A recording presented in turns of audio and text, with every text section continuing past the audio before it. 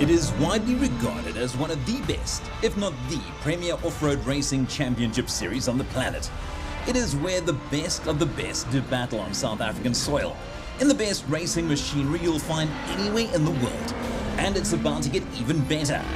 This is the first chapter in the 2024 book, the first throw of the dice in everyone's quest to add the coveted title of SA Champions to their names. Welcome to round one of the 2024 South African Rally Raid Championship. And all the action is brought to you by Toyota, hashtag Team HiluxRallyRaid, Ford, Castrol, and ICAM. It is a new year and it's a new season in the 2024 SA Rally Raid Championship. 7 races taking place this year, first of which in Mpumalanga it is the Team RallyRaid Nkomazi. Let's just spend a minute to set the scene. The cars competing in the SARRC are some of the best in the world. In fact, a machine like this one, complete with a set of karting number plates, have won the world's most grueling race, the Dakar Rally, no less than 3 times in the last 5 years. These awesome big-wheeled and 4-wheel drive machines make up the so-called T1 Ultimate class, while 3 more categories, called Adventurer, Challenger and SSV, will provide a platform for crews in almost any car to come and race. And no matter what you race, the objective will always be to end as high up on the leaderboard as possible, with overall victory the ultimate goal. And no one knows the feeling of overall victory better than South African off-road racing royalty and Dakar legend Janelle de Villiers. Look, I mean, I think this is by far the strongest championship in the world. We've got 21 T1 Plus cars here, which I haven't seen anywhere else in the world. For once, de Villiers or any other driver of a Toyota will not start the season as the defending champion, as that honour belongs to Gareth Woolridge, who clinched the 2023 title in style. The Ford driver is back to defend it with a new look car. Yeah, look, last year was brilliant. I think out of the 7 events, we were on the podium every race except one, and won 3 of the events. So our best year yet. Hopefully we can do it again. As always, the younger of the Woolridge brothers could once again count on the help of older brother Lance.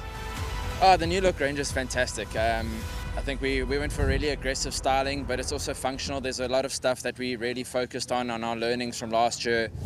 The might of the Toyota Gazoo racing team did not take kindly to missing out on the 2023 title. So the team starts the 2024 season with a full arsenal, including both their Dakar sensations Sahud Varioa and Guy Bartrell. So really looking forward to doing the full season, and I hope to get it off on a good start. We're in a very, very strong championship, so if you manage to get onto the podium here, I think you're doing really well. And welcome back to former multiple champion Henk Lategan, who's making a welcome return. I can feel my shoulder's not 100% yet. It's good enough to race, but I'm not as fit as I used to be or as strong as I used to be. It will get back, but it's going to be a long road. Besides the factory entries from both Ford and Toyota, there were a number of crews that are more than capable of fighting for overall victory. And none more so than local Malalan heroes Johan and Vanna Horn. Yeah, no, we're happy to be back. You know, I haven't raced here since the last time we were here. Last year we missed. And never exclude the wily old fox Chris Visser, who returns with the Redline Revo, but now with GGR power under the bonnet. We did 2 regionals. We had some small issues there, but now the car's very good. So those are some of the names and faces of the crews that will do battle in the 2024 SA Rally Raid Championship. And this was the first of the battlegrounds. This is the Team HiluxRallyRaid Nkomazi 400, which, as the name suggests, would be contested on 400 kilometers of rough gravel roads in and around the low-fell town of Malalan. Nestled between the mighty Crocodile River on the one side and the towering hills of the Limbombo Mountains on the other, the town of Malalan borders the world-famous Kruger National Park. But for this occasion, the attraction was a different kind of animal. First up though, we have the Castrol qualifier.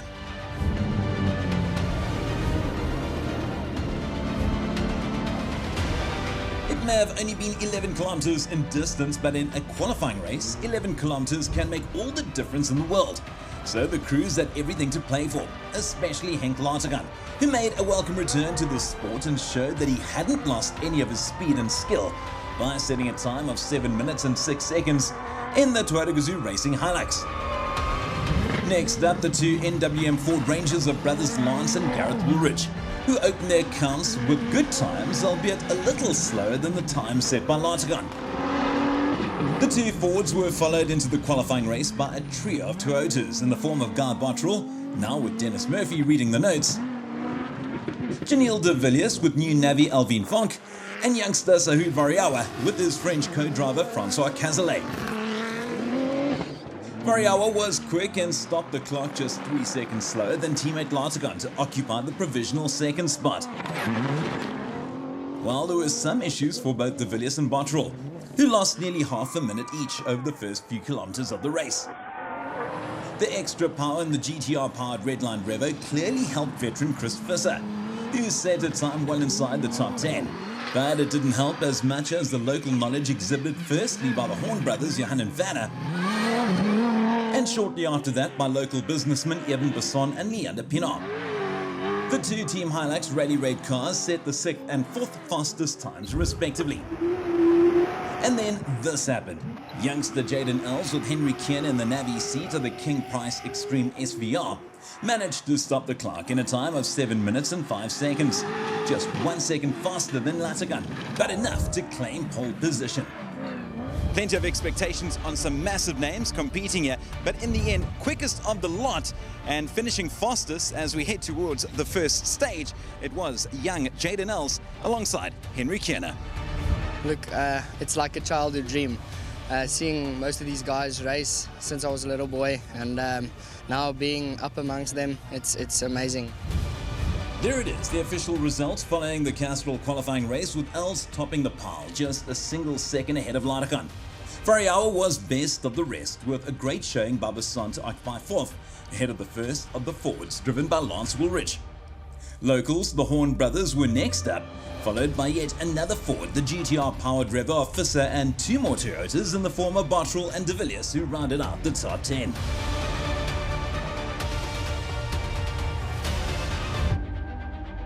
In a normal race, the end of qualifying will usually also signal the end of Friday's proceedings. But the new look Nkomazi 400 was not a normal race.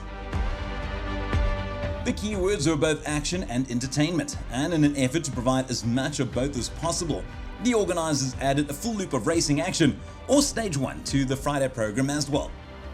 The route consisted of 50 kilometers of rough gravel roads to the east of the town, and would play a huge role in the overall outcome of the event. And so did the draw for starting positions. The 10 fastest crews from qualifying get to draw their starting positions in reverse order, which meant that the likes of Els and Lategan were still in prime position. And after the draw, this is what the new starting order for Stage 1 looked like.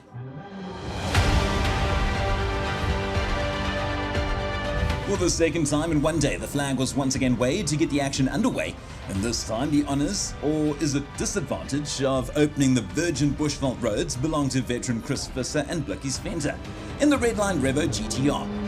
Visser was followed by a string of Toyotas, including the 2 Gazoo racing versions of Guy Bottrell and Dennis Murphy, and Sahud Variawa and Francois Cazalet. And then the 2 Team HiluxRallyRaid versions of locals Johan and Van Horn, and Evan Besson and Leander Pinard. NWM Ford fans were happy to see their heroes line up next in the form of Lance Woolridge and Kenny Gilbert, and the defending champions Gareth Woolridge and Boyd Dreyer in their new look Ford Rangers. The old man Janelle de Villiers, now with Alvin Fonk reading the notes, started his campaign from 8th on the road, followed by TGRSA teammates Henk Lategan and Brett Cummings. The men who qualified in pole position were none other than youngster Jaden Els and Henry Kiernan, and as a result the King Price Extreme SVR crew would start their race with a good view from 10th on the road. Meanwhile, at the front of the field, Visser found the going tough and had to settle for a time just outside the top 10, but ahead of the Bottrell Hilux, who lost time thanks to a flat tyre that needed changing. The performance of Daniel Schroeder and local Navi Ryan Bland deserves credit. The German driver not only completed the day's racing in a very competitive 10th position overall, but did so in an older and lower class Nissan Navara against fierce competition.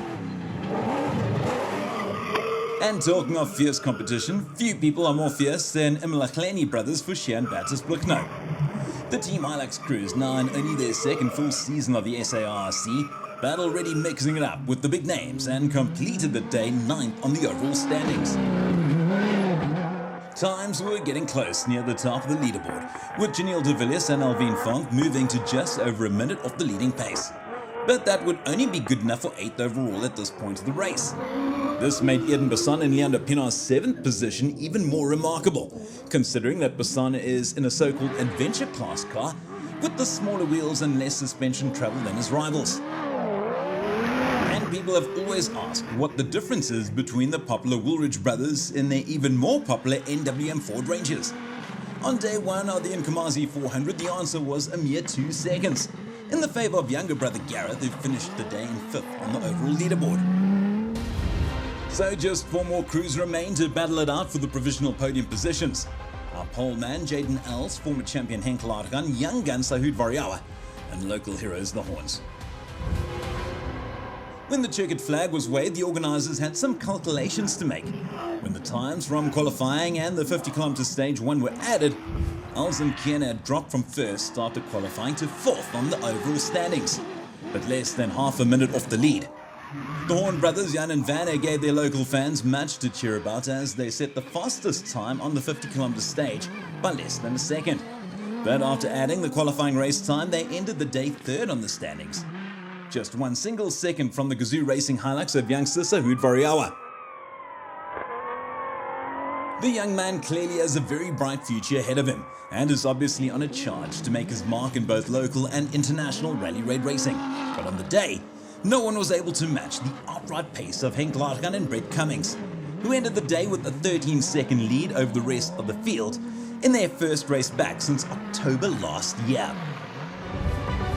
As far as the overall leaderboard was concerned, it was all about Henk Laargan, who re-established himself as the class of the field. It was a close affair between Variawa in 2nd and the Horn brothers in 3rd. Young Els completed the day in 4th, slightly ahead of the charging Ford Rangers of brothers Gareth and Lance Woolridge. An emotional day for the local Horn brothers, who won the loop and completed the day in 3rd. It's the first race of the year, and unfortunately you didn't take part last year because of the untimely passing of your dad. Yeah, look, it's still early here, you know, it's only the first loop. But yeah, we're happy with the result. At the top of the standings, Laargan was as analytical as ever. Yeah, times are extremely close. I think tapping the brakes once 10 meters too early would have made the difference. And that was pretty much that from day 1 of the Nkomazi 400 here on the banks of the Crocodile River in Malalan. It was an action-packed day for both crews and spectators alike. And the good news was that on the Saturday they could do it all over again.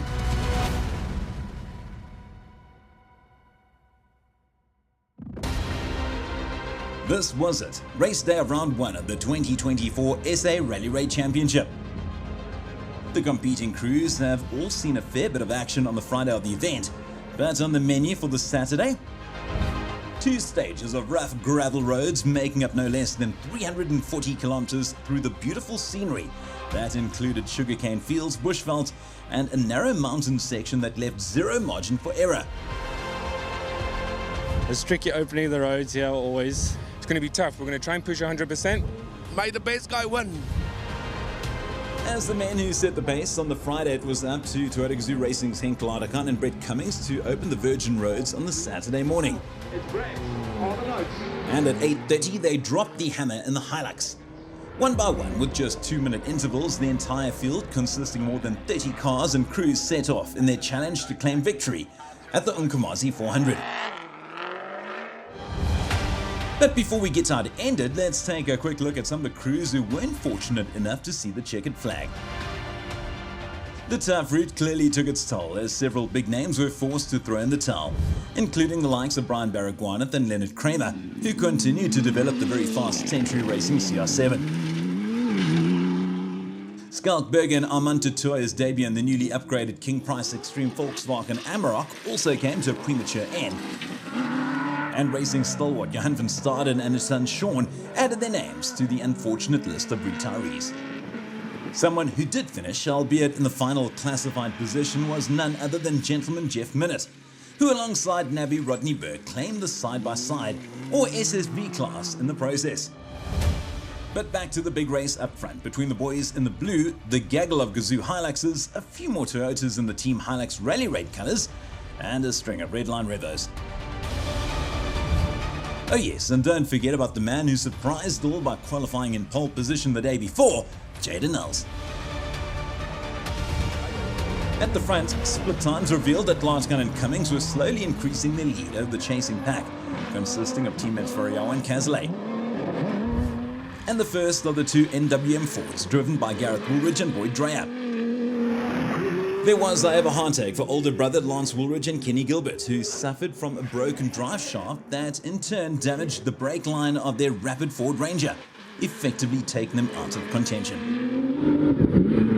Also in the mix was the third of the Gazoo Hiluxes, piloted by Janelle de Villiers, who was obviously getting used to the new voice in the car in the form of Alvin Vonk in the navigator's seat. There were just seconds separating the old Fox de Villiers and the young crew of Jaden Nels and Henry Kierner, who were showing that Friday's pole position was no fluke in their upgraded King Price Extreme SVR. Halfway through stage 2, Els was holding his own ahead of the hard-charging Horn brothers in the Team HiluxRallyRaid Hilux, the last of the Gazoo racing Hiluxes in the hands of Guy Bottrell and Dennis Murphy, and another Team Hilux machine driven by the Blickno brothers, Vishian Bantus. Chris Visser and Blickies Fenter were clearly enjoying the extra power in the Redline Revo GTR, but could not quite keep up with the front runners, while German driver Jürgen Schroeder and Stuart Gregory were doing a fantastic job of occupying a spot in the top 10, and that in an older and lower spec Nissan Navara. And what bad luck for local businessman Eben Basson and his navigator Leander Pinot. The Team Hilux crew started the day high up on the overall leaderboard, a remarkable achievement considering they were driving a small wheel Hilux in the so-called adventurer class. But their adventure was halted when the steering in their car cried, "Enough." A scary thing to happen, especially in the mountain section of the route. Back at the Nkomazi fuel depot, the service crews had exactly 30 minutes to work their magic on the used and abused racing machines, while the crews also got a chance to take a breath and to reflect on the day's action. It's got something of everything. I mean, there was some beautiful stuff. I mean, halfway through the loop, I was telling Brett, this is fun. Teammate Variawa was finding the going tough during his first visit to Malalan. We had a lot of overshoots and stuff, so really not great. But I think in this next loop we'll try our best. Johan Horn continuing to fly the flag for Malalan here in what is your home race. How was that second stage? The front disc broke, so we had no brakes for his last, I would say, 50 km or so. While the teams were preparing themselves for the remaining part of the race, the spectators, on the other hand, were enjoying the race from a different perspective. Oh, this is the life. You've got amazing rally action, you've got magnificent drinks, and delicious food. Welcome to the SA Rally Raid Championship VIP experience. The VIP experience gave spectators and sponsors the chance to witness all the adrenaline-fueled action from a land of luxury.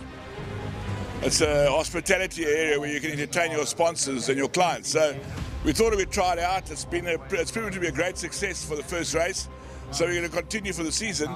And it's just a way of us giving back to sponsors and attracting new sponsors.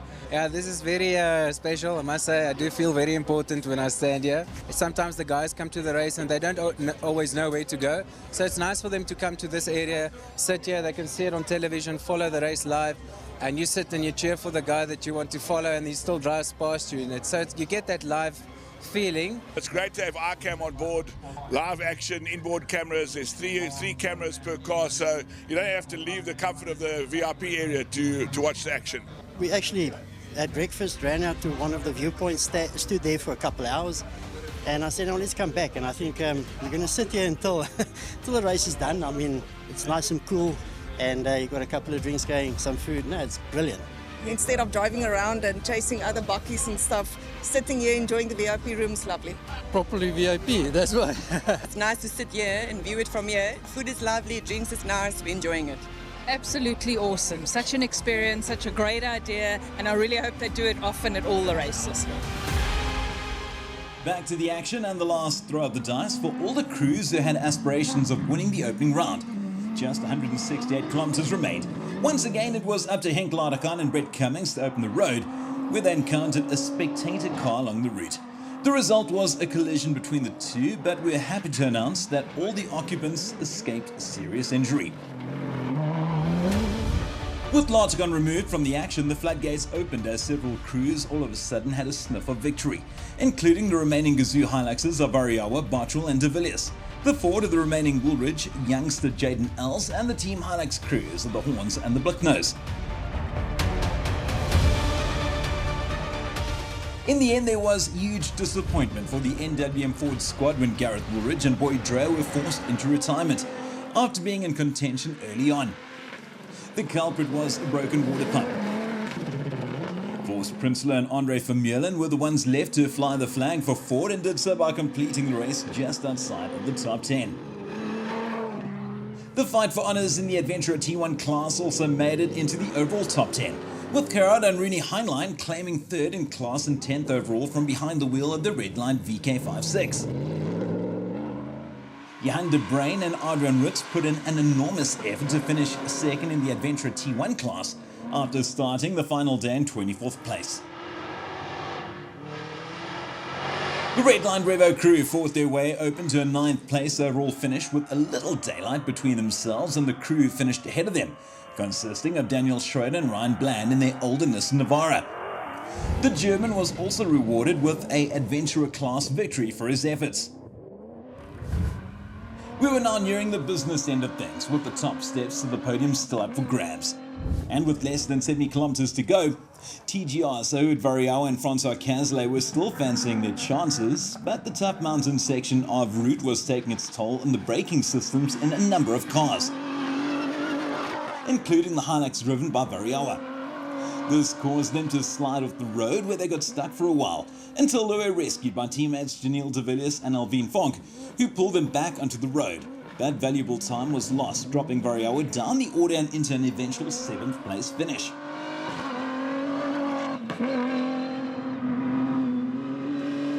Having started the final day in 11th place, Chris Fiss and Albertus Venter had to face the dust of competitors in front of them for most of the day.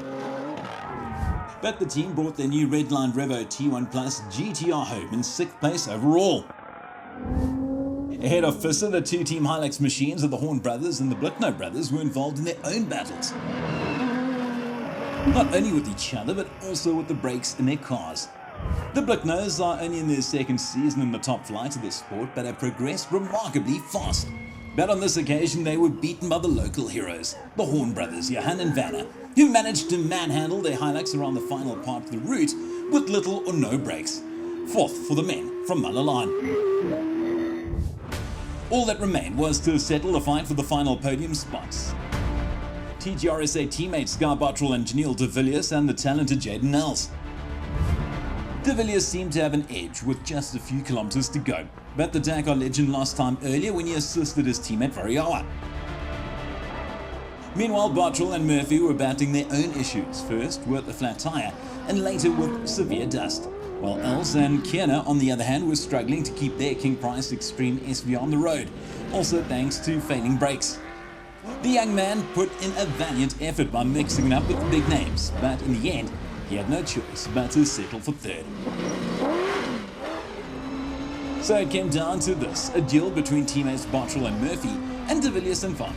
And after 400 kilometers of racing that took a total of 6 hours and 21 minutes to complete, it was De Villiers and Fonk who emerged from the Malalan Mountains as the overall victors. And here it is, confirmation of De Villiers and Fonk's 45-second victory over teammates Bartrell and Murphy, with young Els claiming the final podium spot. The Horns narrowly missed out in 4th, ahead of their teammates, the Blickno brothers. Fisser was next, followed by Variawa with the first 3 Adventurer class cars of Schroeder, De Bruin and Heinlein rounding out the overall top 10. Nothing beats the sweet taste of victory from the winner's podium. He's still young, but we suspect this is something that Jaden Els will get to experience a lot more going forward. To Uncle Skalk and Skalkburger Motorsport for believing in me and backing me, supporting my dream. I think hopefully there's still a lot to come. So close, but yet so far for Bottrell, who came to within 45 seconds of a win here in Malalan. To come back and finish second overall is fantastic. Team did a great job. Dennis was really good on the notes. First time I'm sitting with Dennis. And another trophy for the rather full trophy cabinet of legendary driver Janelle de Villiers. His first one with Vonk reading the notes. I'm really happy, thanks to her. She did a great job on the notes, and the team did a great job with the preparation of the car.